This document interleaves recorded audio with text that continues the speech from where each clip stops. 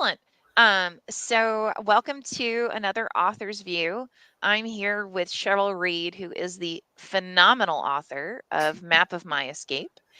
And just to give everyone a little bit of background on Map of My Escape, so it's about a shooting incident of a homicide detective that's captured on film by a mysterious figure from a second floor window, implicating Riley Keene, an anti gun activist and a school shooting survivor. Riley flees Chicago for a frozen island in Lake Superior. A race to find her ensues between her secret lover, Chicago politician Finn O'Farrell, a corrupt police lieutenant, and the mysterious cameraman who extorts Riley's family and Finn. Finn's entanglement with Riley and the extortionist threatens his ambitious political career. On the island, Riley ingratiates herself into the close knit community, but when she witnesses both an islander's murder and another death in a suspicious boating accident, the local sheriff starts asking questions that begin to unravel her true identity. As the sheriff and the FBI are closing in on Riley, Finn faces media pressure to reveal her mysterious role in that long ago school shooting. If the facts come out, Finn may go to prison, but his biggest fear is that the truth will forever sever his relationship with Riley. And I mean, Cheryl, you've already gotten such phenomenal praise for this. I mean, Candace Fox just says taut, atmospheric, and unput downable. I mean, who doesn't love the word unput downable? Reed knows how to keep turning pages. And I mean, that's just one sampling of many, many just glowing reviews that you've already received. Thank you. So I just have to ask, so what inspired you to write Map of My Escape? Well, I think some of it was residue of a long ago when I was a crime reporter, and I had corrupt cops coming after me Oh for boy. stories that I had published. And I remember at the time thinking, how am I ever? I mean, when you're going up against the cops, I mean, who's going to believe you? Mm, So, I remember at the time I did stay and fight, and I won out because truth wins, but it could have gone another way. And I remember mm, at the time just thinking, and I had a friend who said, maybe you should consider like just disappearing one day. I was mm. like, really? Whoa. And that, yeah. And so that kind of got me thinking. And I don't know. I've always been kind of um, I've been curious about those people who, in the middle of a disaster, decide, "Oh, this is the time I can disappear." Mm, And what would it take? What would it take nowadays to disappear is a lot harder to do than many years ago, mm, when I covered fugitives as a crime reporter. And then people could do it without being traced pretty well.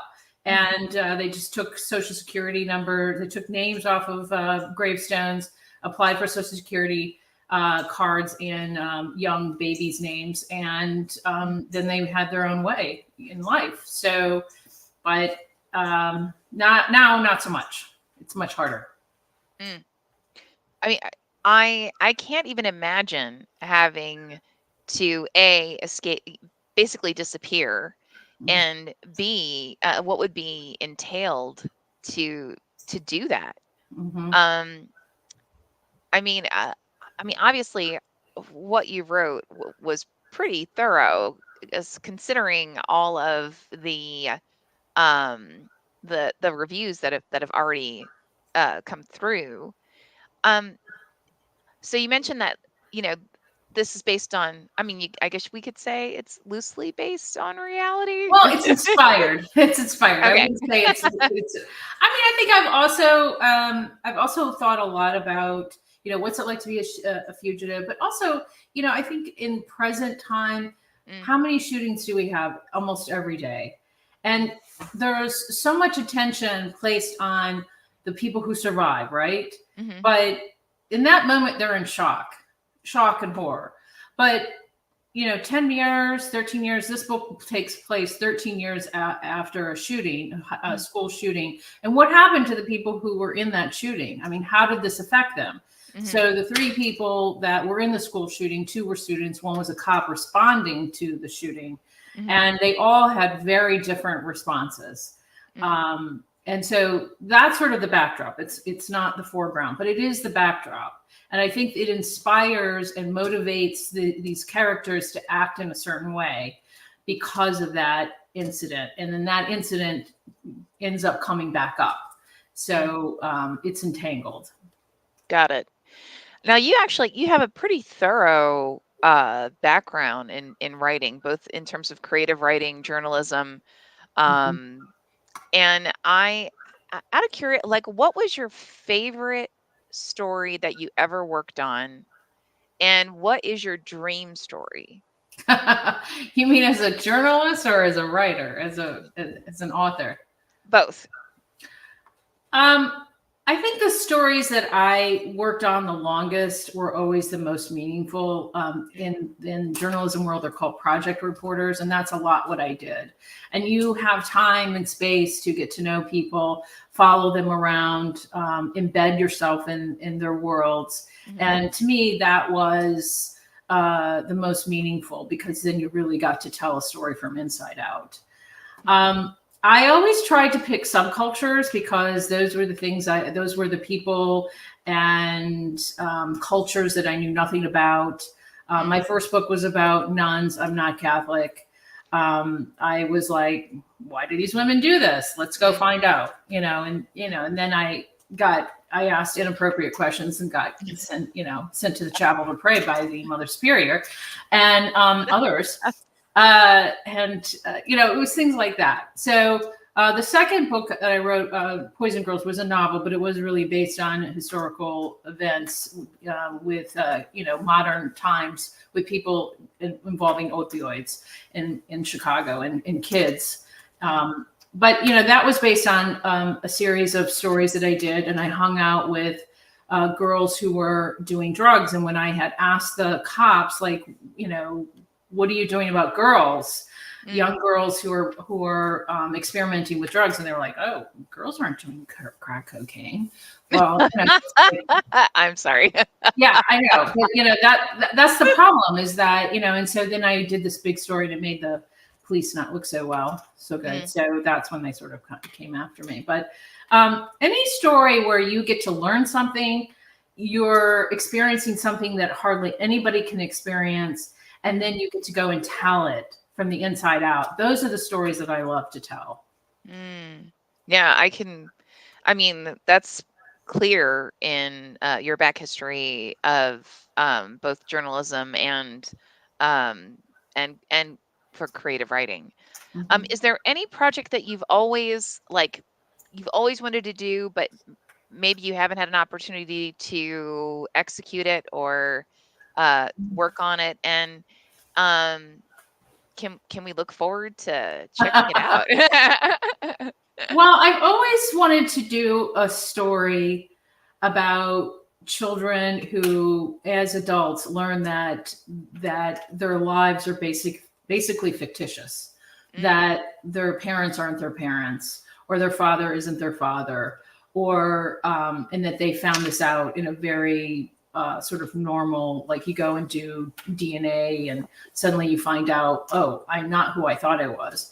And I wanted to do a story on that. I haven't really found the mechanism yet, but I think that's a very interesting story. I think the stories that are somehow rooted in reality, but then you're able to take that to a different place. And I always think stories about secrets and secret lives and what people really, the things they do that they don't want you to know. And the things that they're always trying to keep. I don't believe in conspiracy theories, because I don't believe that many people could ever agree on anything, especially in the government.